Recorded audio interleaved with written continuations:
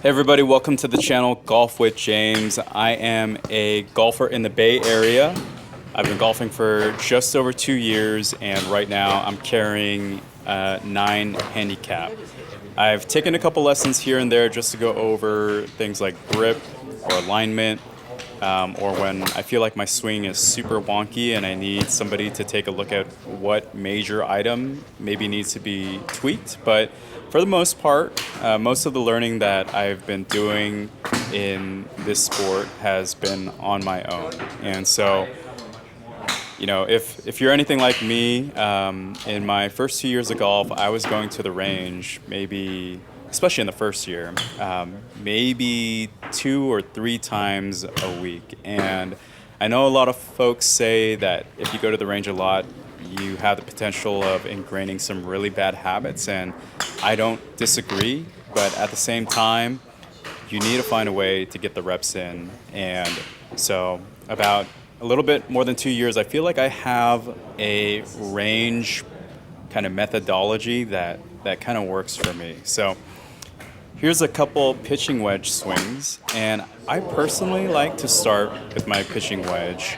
I know a lot of folks will start with their wedges and go with maybe half swings or three-quarter swings, but I, tend to feel like I'm a little bit limited on time, and so I want to get my reps in and then get out. So for me, I like to start with my pitching wedge.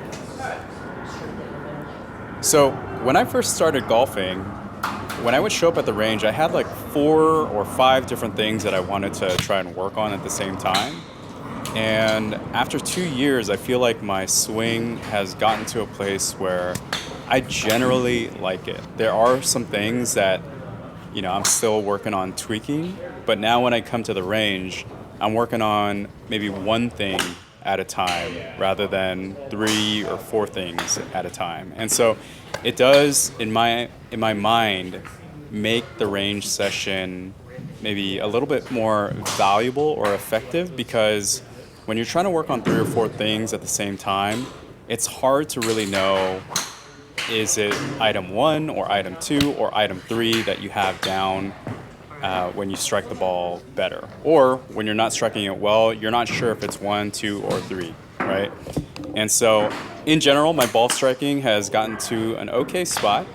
And so the thing that I'm working on with all my clubs today is staying at the top of my backswing just a little bit longer. And so we'll look at this swing here.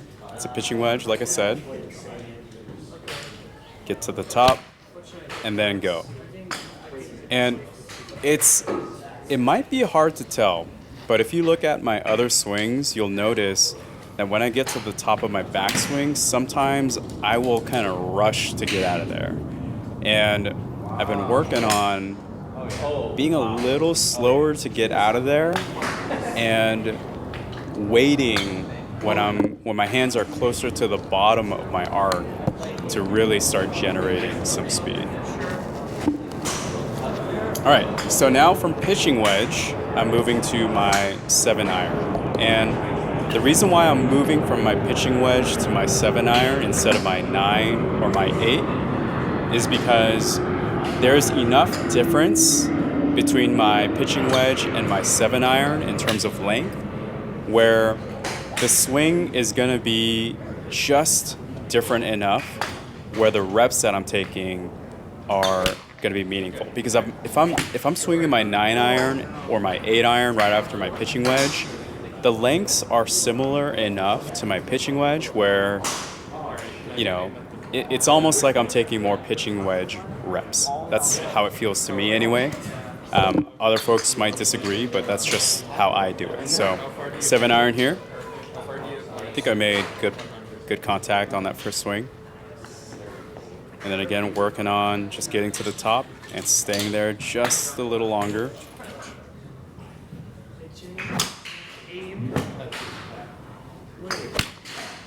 Yeah, I like that. And so for me, right, I'm rewatching this as you're watching this with me. And so I get to kind of look at my own just even movement and see, hey, do I like that movement? Do I like my posture? Do I like my alignment?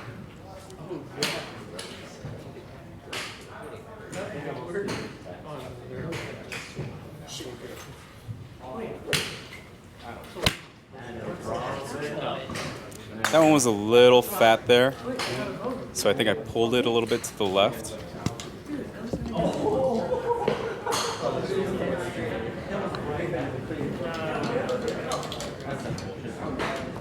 And you know what? There's guys to the right of me and another group to the left of me, and it's always cool to see folks come to the range with their friends to try and hype each other up or try to help each other out.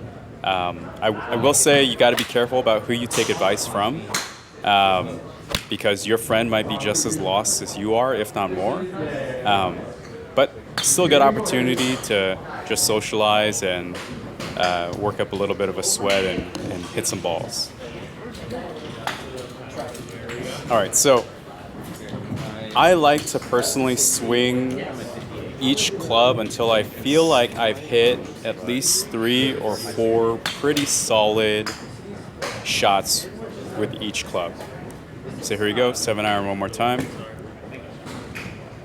Notice that my left foot is a little bit more open here. I think that shot leaked just a little bit out right there.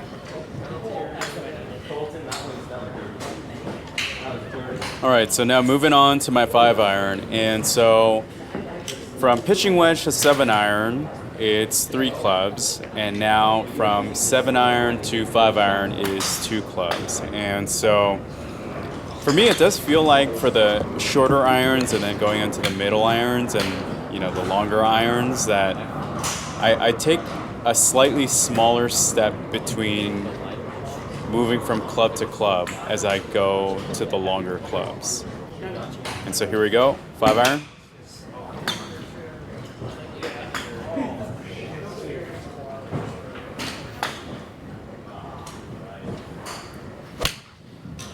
That one leaks out to the right there.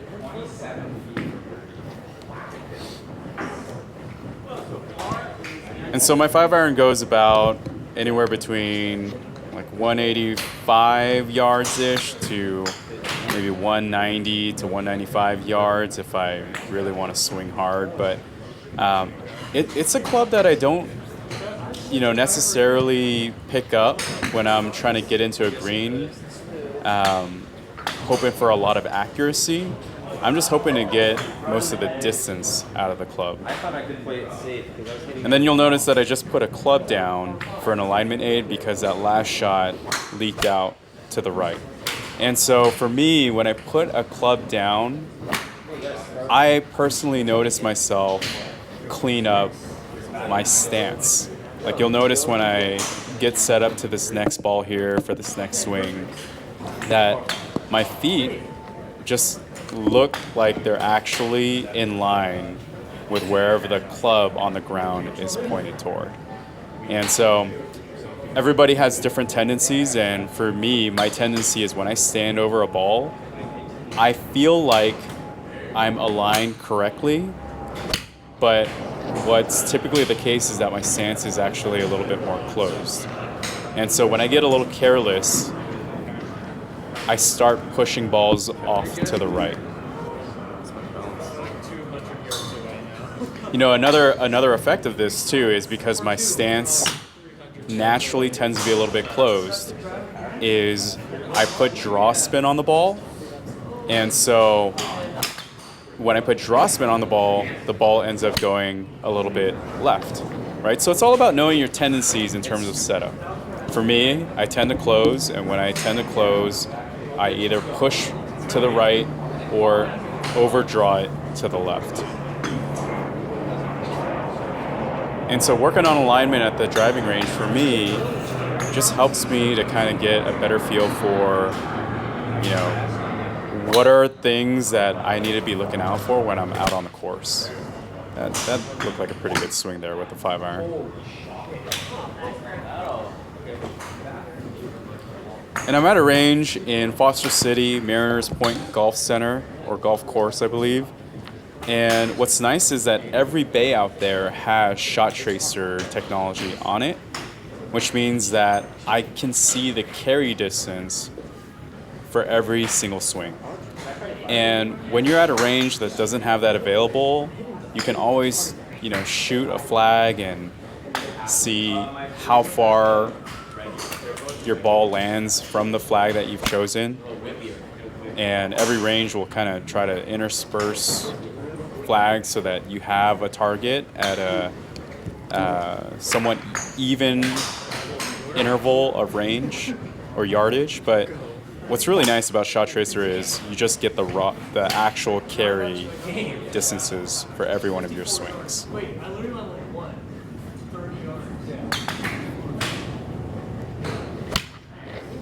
That one definitely pushed out to the right. And what's helpful about that is I know that my body's actually aligned correctly there, right? And so when I'm watching or rewatching this footage, to me, what probably happened then is that I swayed towards my target a little bit too much, which meant that my club face was just a little bit open relative to my address, which pushed the ball out to the right. So I'm more confident that it's not so much an alignment issue, it's an actual issue with my movement.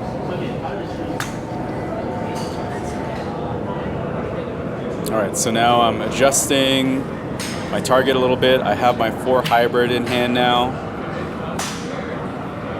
And one thing that I'm working on with my longer clubs is during the takeaway, keeping my left shoulder down a little bit longer. I tend to, when I turn, kind of lift my left shoulder, and then I have to recover during my downswing. And so a cue that's personally helpful for me is to try to keep my left shoulder down, and that helps maintain my spine angle throughout my takeaway.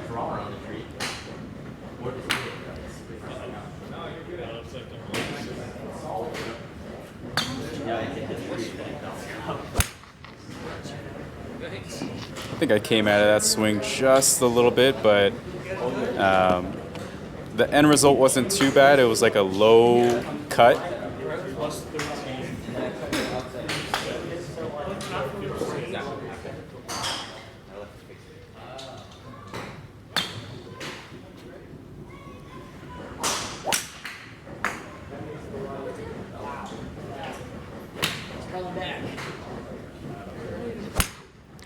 It's so funny because I watched that during the setup, and I thought I looked like I was aimed to the right, and I was like, I wonder where this ball is going to go, and I pushed it out to the right.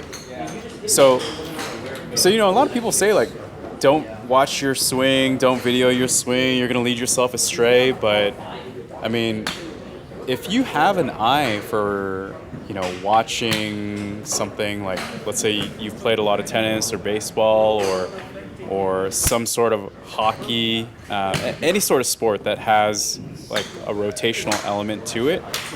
I mean, I think you can look at your own swing and figure out what's going on with it.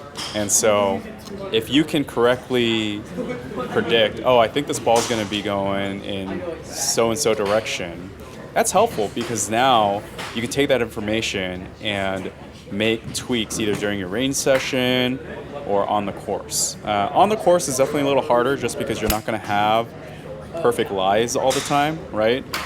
On the range, your lie is perfect, and so, if you're hitting off level ground,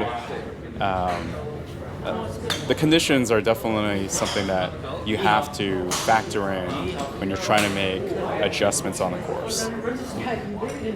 All right, anyway, 4 hybrid reps, looks like I'm done with those, so I'm going to be pulling out my tee for my driver now.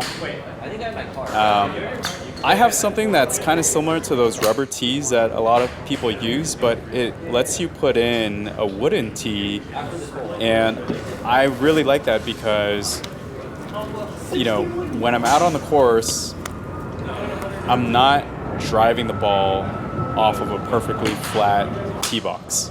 And so being able to adjust the tee slightly from swing to swing while I'm on the driving range, to me feels like good practice and a little bit more translatable than just hitting off of the same exact tee height every single time for every single rep, when out on the course, that's not really going to be the case.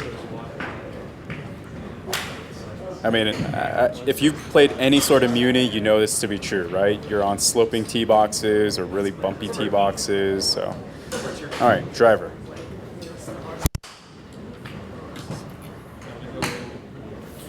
And driver is really where I'm working on staying a little bit longer at the top. I tend to get to the top, especially with my driver, and then rush down because I'm trying to generate some extra speed. I'm not necessarily trying to generate a lot of extra speed with my other clubs, but with my driver, I mean, you know, you want to be banging that ball, right? So I get to the top here. Stay, go.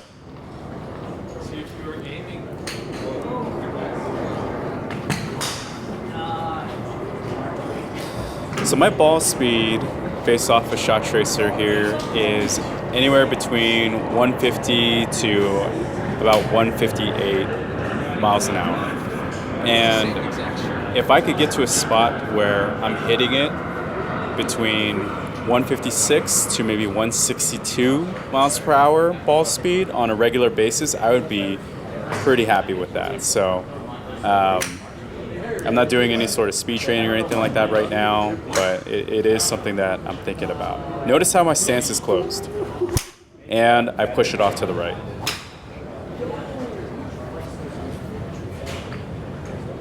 And again, my brain, when I step up to that ball, my brain is telling me, dude, you are going right at the target. But, you know, the camera doesn't lie in terms of showing me where I'm actually pointing towards.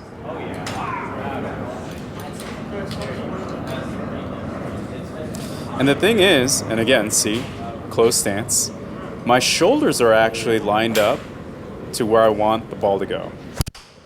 And so the initial start line tends to be at my target, but it ends up fading a little more than I'd like. And a lot of that is just my alignment. It's my setup.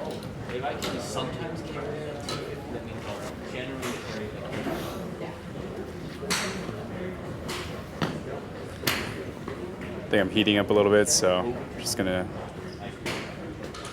change out my quarter zip here. Thinking about my swing probably. And right now, I'm not thinking too much probably about my alignment. What I'm thinking more about is, am I staying longer at the top? Because I'm trying to minimize the things that I'm working on. It's only really when I'm hitting a bunch of shots where I don't want to go that I start thinking about other things.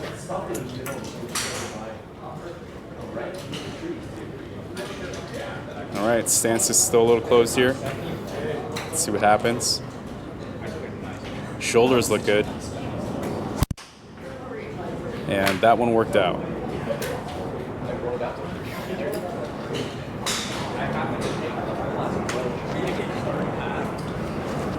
So then what's interesting is then it becomes a question of, okay, where was the ball placement?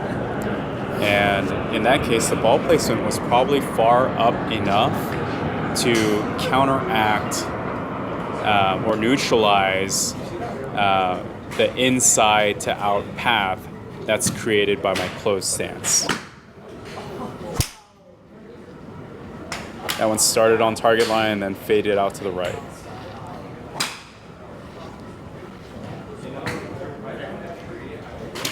So this is so fun for me because this gives me then the seeds for what I want to work on with my next range session, right? So for my next range session, what I want to work on is, I want to stay a little bit longer at the top. And I want to make sure that that's still getting ingrained. But also, to me, this is really showing me, hey, you really need to work on your alignment here. And so now I'm wondering, okay, what are some cues that maybe I can use at the range, on the golf course, to better ensure that my alignment is good? Oh yeah. Oh yeah.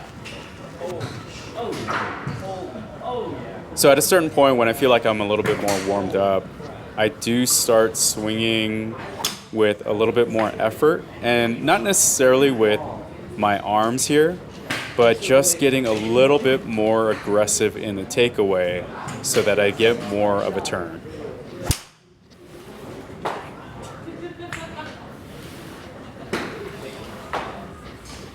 And the reason why I'm doing that is because if I feel like I'm generating speed with just my arms, I'm defeating the whole thing that I'm trying to work on, which is staying a little bit longer at the top of the backswing, right? Because I'm going to be rushing to get out of there. Keep in mind, this is all stuff that, obviously I'm not an expert, but I did teach tennis for quite some time. And so I feel like I'm able to kind of see some patterns and have ideas of what I want to work on just based off of the things that I would look out for in my own students when I taught tennis. And I'm sure that when another year from now or 2 years from now, when I look back at this range session, I'm going to be like, oh man, I didn't notice some of these other things. But, you know, this is about training your eye, and, you know, it's a journey. And so this is just my kind of memorialization of it. Closed stance here, looks a little bit more closed than normal. Probably going to push it off to the right. Yep, immediately off to the right.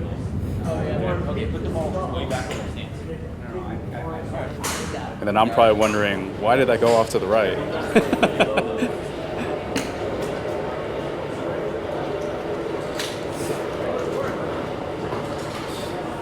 All right, guys, so that is a little bit of a range session and just kind of my own thoughts as I'm going through and watching my own footage.